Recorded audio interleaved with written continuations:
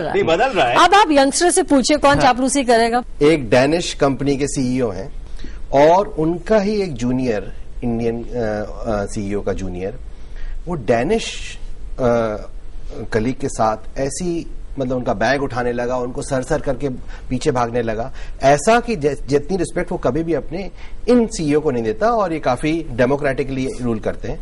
तो उन्होंने उसको बुलाया और बोला कि तुम ऐसा नहीं करो, आप मेरी इक्वेशन जो है जो मैंने इक्वालिटी की और ऑलमोस्ट इक्वालिटी की बनाई है उसको र्यून कर रहे हो और अब आप थोड़ा सा शर्मिंदा महसूस करा रहे हो आप हमें, बिल्कुल आप ये करना बंद करो। सो मैं आपकी बात से सहमत हूं कि ये कम हो रहा है, लेकिन फिर भी है और हमारी ये कोशिश होनी चाहिए ऐसे यंगस्टर्स के साथ कि इनको ये समझ आए कि हमें हरेक को वेलकमिंग भाव से, रिस्पेक्टफुल भाव से हमें उनको वेलकम करना है, लेकिन सबसर्विएंट नहीं होना चाहिए।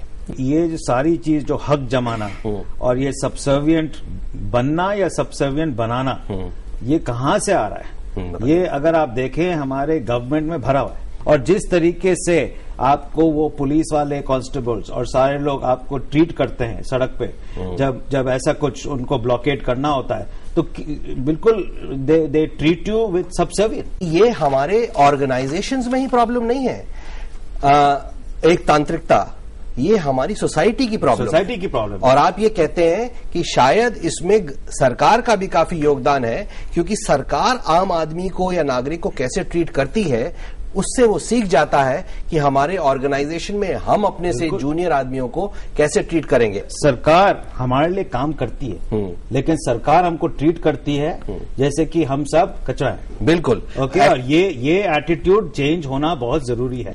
मतलब सामंतवादिता या फ्यूडलिज्म हमारी सोसाइटी में ही है। बिल्कुल। और उसमें शायद हमारी सरकार का भी रोल है, लेकिन सरकार पे ही रुक जाना ठीक नहीं हुआ, क्योंकि ऐसी भी हमारी जो इंटरैक्शन है, for example outside organisation culture, nurses के साथ पेशेंट्स या एज पेशेंट्स रिलेटिव हमारा कैसा इंटरेक्शन होता है, बहुत उन पे हावी होने की कोशिश करते हैं, डोमिनेट करते हैं उनको। मेडिकल रिप्रेजेंटेटिव्स के साथ डॉक्टर्स का कैसा इंटरेक्शन होता है हम देखते हैं, तो सिर्फ गवर्नमेंट ही नहीं हमारी सोसाइटी कहीं पर थोड़ी सी फ्यूडल लगती है। आपका क्या कहना है इसका? नहीं, कहीं कहीं पे एज यू राइटली सेइंग कहीं कहीं पे ऐसी जगह है कि जहां पे पीपल गेट अवे, बट ये हर एक जगह नहीं है, मैं ये नहीं मानती। मेरे ख्याल से सोसाइटी में भी कहीं पर है और वही I throw another point to it, saying कि जो सर्विस स्टाफ है वो बर्दाश्त क्यों करता है? सर्विस स्टाफ को भी तो खड़ा होना चाहिए ना। There is a dignity of labour, it's a respectful profession. अगर मैं आपको सर्व कर रहा हूं इसका ये मतलब नहीं कि मैं आपसे किसी दर्जे में कम हूं।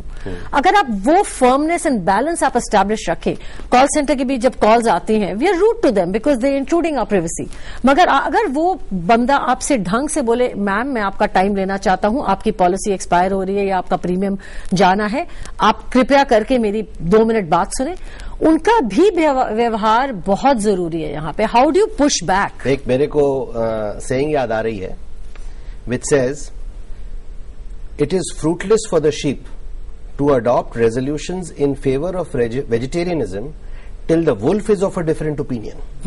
मतलब अगर हम भेड़े हैं और हम विधायक पास करें कि वेजिटेरियनिज्म होना चाहिए, जब तक भेड़िया नॉन वेजिटेरियन है तब तक नॉन वेजिटेरियनिज्म ही प्रिवेल करेगा जंगल में। The wolf will change his orientation over time when faced by a whole herd of sheep. Very good. So sheep को जरूर अपनी बात बोलनी चाहिए। जो आप कह रहे हो डिग्निटी ऑफ लेबर, Absolutely. अगर dignity of labour service staff समझ रहा है लेट अस से होटल में कि मेरा काम इंपॉर्टेंट है, लेकिन उसका जो क्लाइंट है वो नहीं समझ रहा, तो बहुत मुश्किल हो जाएगा। वो इस तरह से कंप्लेंट करेगा और उससे कंप्लेंट नहीं करेगा, वो बोलेगा अपने बॉस को बुलाओ। जब बॉस आएगा वहां पर उस जगह पर बॉस भी क्लाइंट के साथ ही खड़ा हो जाएगा, क्योंकि उसको मालूम है कि ये तो बहुत ही बड़बोले लोग हैं, ये आराम से कंट्रोल में नहीं, तो मेरे बॉस को भी बुला लेंगे। We have to as individuals, as society, as government, as public sector, as private sector, as multinationals, we have to change. Very good. अभी तक कोई प्रश्न है आपका? मेरा प्रश्न ये है कि एक ऑर्गेनाइजेशन का जो इंटरनल स्ट्रक्चर होता है, इंटरनल एनवायरनमेंट होता है, वो कितना इन्फ्लुएंस करता है एक बॉस और एक एम्प्लॉय के रिलेशनशिप को? She's raised a very, very important point, and I think something that we've been missing talking about. We're talking very generally. एक बहुत ज्यादा इन्फ्लुएंस करता है बहुत ज्यादा। बट कल्चर क्या है? कल्चर भी तो बॉस बनाता है। So let's look at cultures of organisations जो कि आप रीइंफोर्स करते हो। एक जी का कल्चर ग्लोबली क्या है, इंडिया में क्या है, और इंडिया में वो कैसे कल्चर वो एसिमुलेट हो रहा है, इंटरनलाइज हो रहा है, लोग उस कल्चर को कैसे मान रहे हैं, वो भी तो बॉस के ऊपर निर्भर करता है। So definitely it's a quid pro को, दोनों की रिलेशनशिप ऐसे है, मगर एक हद तक एक कल्चर फॉर्म हो जाता है जो कि फिर बिहेवियर डिफाइन करने लगता है। तो very clearly it will come up to you saying कि यहाँ का कल्चर कैसा है, क्या मैं इस कंपनी में काम करना चाहूंगी कि नहीं, and what do I expect of that organisation. मतलब सबको समझ आना चाहिए कि जब हम कल्चर की बात कर रहे हैं तो हम क्या बोल रहे हैं, एंड वो फिर फाइनली एक एम्प्लॉय और बॉस की रिलेशनशिप में बहुत प्ले करता है। बड़ा अच्छा पॉइंट इन्होंने बोला कि कल्चर इंपॉर्टेंट है, लेकिन साथ ही साथ ये भी जानना इंपॉर्टेंट है कि कल्चर बॉस ही स्टैब्लिश करेगा। सो धीरे धीरे बॉस का आइडियाज चेंज हो सकते हैं, लेकिन ओवरऑल अगर हमें अपनी सोसाइटी को और इगैलिटेरियन और ऑर्गेनाइजेशनल स्पेस को और इगैलिटेरियन बनाना है तो top has to change a little. Next question please. As an organisation क्या स्ट्रैटेजीज अडॉप्ट करनी चाहिए ताकि एट्रिएशन रेट को रिड्यूस कर सकें? एट्रिशन रेट्स को रिड्यूस करने के लिए कंपनियां बहुत सारी चीजें करती हैं। एक तो कल्चर पे जो बात चली थी, एक कल्चर इवॉल्व करना जो कि एम्प्लॉयज के लिए कंड्यूसिव हो, अच्छा हो, ओपन कल्चर हो, एक फन कल्चर हो कि भाई आप काम भी कर रहे हो लेकिन एक फ्रीडम भी हो, एक ओपननेस भी हो बॉस और एम्प्लॉयज के बीच में। तो these are some of the things besides कि भाई कॉम्पनसेशन, बेनिफिट्स और flexibility of work place, women के लिए फ्लेक्सिबिलिटी ऑफ टाइमिंग्स, ये वो, when they get married, when they have children. तो there are lots of things that companies are doing जिससे कि इट बिकम्स अट्रैक्टिव कि आप इस कंपनी में रहें, इस कंपनी में आप काम करें, और एट्रिशन रेट ऑटोमेटिकली उससे कम होता है। इमोशनल इंफ्रास्ट्रक्चर अगर हम प्रोवाइड करें एम्प्लॉयज को, तो emotional infrastructure also works like a glue to hold him back.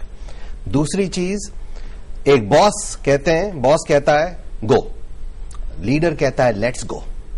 जहां वो देखते हैं कि लीडर भी इन्वॉल्व है, जो काम हम कर रहे हैं शायद मुश्किल काम है, उसमें लीडर भी इन्वॉल्व है, तो उनके थोड़ी सी और फीलिंग आती है बिलोंगिंगनेस की। तो एक बिलोंगिंगनेस की फीलिंग भी अगर हम लेके आए तो लोग रुकते हैं। साथ ही साथ अगर हम उनको रिस्पेक्ट भी दें, फॉरेन कंट्रीज में अपने से नीचे आदमी को भी रिस्पेक्ट देना कॉमन चीज है, लेकिन यहां पर अगर हम उस तरह का कल्चर लाएं जहां हम नीचे वाले को भी रिस्पेक्ट देते हैं, और रियली रिस्पेक्ट, क्या किस चीज की रिस्पेक्ट, कि तुम इतना काम कर रहे हो, तुम इतना मीनियल काम कर रहे हो, इसके कारण हमारी लाइफ कितनी सुखद हो जाती है, अगर तुम ना हो तो ये इमारत ढह जाए। उस तरह की अगर फीलिंग आएगी तो हम उसकी तरफ से उनके तरफ रियली कृतज्ञ होंगे। अगर हम कृतज्ञ होंगे उनकी तरफ तो वो बिलोंग कर जाएंगे। बहुत अच्छा आपने बोला इसके बारे में। I just want to raise 2 points here. वो ये है कि आपने सुना कि people don't leave companies, they leave their boss. तो ये जो बॉस एम्प्लॉय रिलेशनशिप बहुत जरूरी है एट्रिशन कंट्रोल करने के लिए। एंड जो हम कंसल्टिंग में काफी सारा काम इसी एरिया में करते हैं कि we equip the bosses to better understand their people. आपको उनके साथ रिलेशनशिप फोर्ज करनी है, and as you very rightly say कि आप हमारे साथ भागीदारी में we are together building this. तो participative style of leadership, and बहुत ज्यादा रिसर्च भी इस पे हो रही है। मैं क्यों मोटिवेट होती हूँ काम करने में, you have to ask yourself that question. Motivation आपका एनवायरनमेंट से आएगा, बॉस से आएगा। आप कितने हद तक इस कंपनी को आप अपनी एफर्ट्स लगाएंगे will be totally dependent on your motivation, on which your boss is extremely responsible. So you create an environment where you want to give your best. So participative style of leadership is very important. एक और style leadership का जहां पे मैं 2 minute spend करना चाहूंगी is, I don't know, हमने अभी तक टच नहीं करा इसको, कि सोशल लीडरशिप स्टाइल. यहाँ पे ऑटोक्रेटिक के साथ ऐसे भी होता है कि एक बॉस होता है, वो उसके आसपास 4-5 लोग हैं, वहां पे उनकी कहानी खत्म हो जाती है. बाहर आप देखिए, मेरा एक अमेरिकन बॉस थे एक्चुअली, 5 साल बाद वो कंपनी छोड़ रहे हैं. वो यहाँ हैं और वो 5 लेवल्स नीचे तक, 6 लेवल्स नीचे तक आराम से बैठेंगे, बातें करेंगे, they will treat everyone so nicely, और उनको ज्यादा जानकारी होगी कंपनी की, डिसीजन मेकिंग उनकी ज्यादा स्ट्रांगर होती है. That's a very social leadership style. India में वो सोशल लीडरशिप स्टाइल बहुत कम है और पॉकेट्स में है, डेवलप हो रही है. बड़ा अच्छा पॉइंट आपने बताया, नया पॉइंट है ये और बहुत ही अच्छा पॉइंट. Next question. मेरा नाम प्रमोद शर्मा है. I am working as associate professor at Himachal Pradesh university Shimla. अगर आप इंडिया की बात करें, हिंदुस्तान की बात करें, तो ब्रिटिश सिविल सर्विसेज के वक्त की जो एक सीड्स हैं, हायरार्किकल और डोमिनेंस, डिसिप्लिन, और वो चीज कहीं ना कहीं हमारे पूरे समाज में परिलक्षित होती है. लेकिन जो एक ब्रिटिश सिविल सर्विसेज की एक डोमिनेंस प्रवृत्ति थी, वो आज हमारे समाज में हर क्षेत्र में, हर सर्विसेज में कहीं ना कहीं झलकती है. तो जो बॉस का सुपर बॉस बनना, वो भी एक इसी दिशा में इंगित करता है. Though they are plenty of bosses, but they lack element of leadership in them. Situation leadership, social leadership, participative leadership. कहीं ना कहीं लीडर ही बनता और बनाता है, and leader is the one who calls the shots and who is at the helm of affairs. तो leadership को प्रमोट करना, we need leaders all around in society. ये हायरार्की जो आप कह रहे हैं ब्रिटिश सिविल सर्विसेज से हमें आई, हमारी सोसाइटी में आई, क्या ये हायरार्की ब्रिटिश ने हमसे सीखी कि हमने उनसे सीखी? मेरी ये फीलिंग है कि जब हम इतिहास को स्टडी करते हैं तो अलेक्जेंडर जब आए इंडिया, तो अलेक्जेंडर ने पाया कि मैं जिस जगह से आ रहा हूं वहां पर तो राजा का भगवान जैसा दर्जा नहीं है. राजा इज लेट अस से अ सीनियर फंक्शनरी. लेकिन इंडिया में राजा का भगवान जैसा दर्जा है, तो उन्होंने जाके वापस ग्रीस में ये कोशिश करी कि मैं भगवान बन जाऊं. तो क्योंकि उनको लगा कि इस हायरार्की से हमें फायदा होगा. हमने काफी, हमारी कंपनी कॉन्फेनी ने बहुत बड़ी एक स्टडी करी है लीडरशिप स्टाइल्स के ऊपर कि भाई हमारे लीडर्स में स्टाइल्स में क्या फर्क है. उसमें यही निकला है कि इंडिया में हमारा सोशल और पार्टिसिपेटिव लीडरशिप स्टाइल कम है और हमारा टास्क फोकस्ड और हायरार्किकल स्टाइल ज्यादा है यूएस और वेस्टर्न स्टाइल के कंपैरिजन में. लेकिन चाइना में हायरार्किकल स्टाइल और भी ज्यादा है. तो चाइनीज लीडरशिप स्टाइल के कंपैरिजन में Indian leadership style is much closer और in the middle compared to western leadership style and Chinese. Indian बीच में हमारे बॉसेस को ये ध्यान में रखना चाहिए कि हम ग्लोबलाइज होने के लिए हमको अपनी सोशल और पार्टिसिपेटिव स्टाइल्स बढ़ाना है और टास्क फोकस्ड और हायरार्किकल स्टाइल को दबाना है. हमें पार्टिसिपेटिव स्टाइल को बढ़ाना है और टास्क फोकस्ड स्टाइल को कम करना अगर हमें ग्लोबलाइज होना है. और क्योंकि ऐसा कहते हैं, ना हो इतने गर्म कि कोई भी छू ना पाए और ना हो इतने नरम कि कोई भी चबा जाए. तो वही बीच में आने की बात कह रहे हैं दीपक. राइट. So very good. बहुत अच्छे प्रश्न आए आपके और अगले सप्ताह इस बातचीत को जारी रखेंगे. इस पार्टिसिपेटिव और कंसल्टेटिव स्टाइल को से कैसे हम और सीख सकते हैं, इसको जारी रखेंगे. तब तक के लिए जय हिंद. आज खड़ा ये सवाल है, अपनी ही बड़ी है, बेपरवाह हमारी चाल है, हम ऐसे क्यों हैं? आज खड़ा ये सवाल है, ध्यान की कमी नहीं, समझदारी का काल है, हम ऐसे क्यों हैं? आज खड़ा ये सवाल है.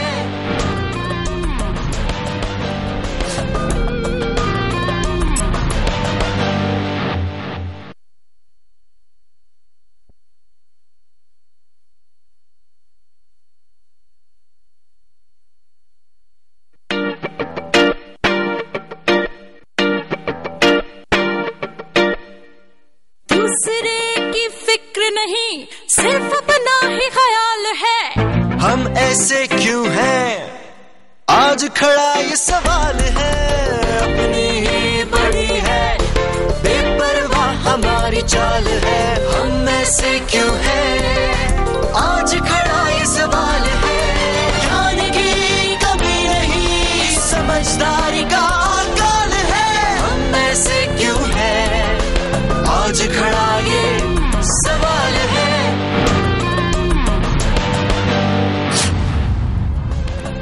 नमस्कार, स्वागत है आपका आपके ही शो हम ऐसे क्यों हैं में.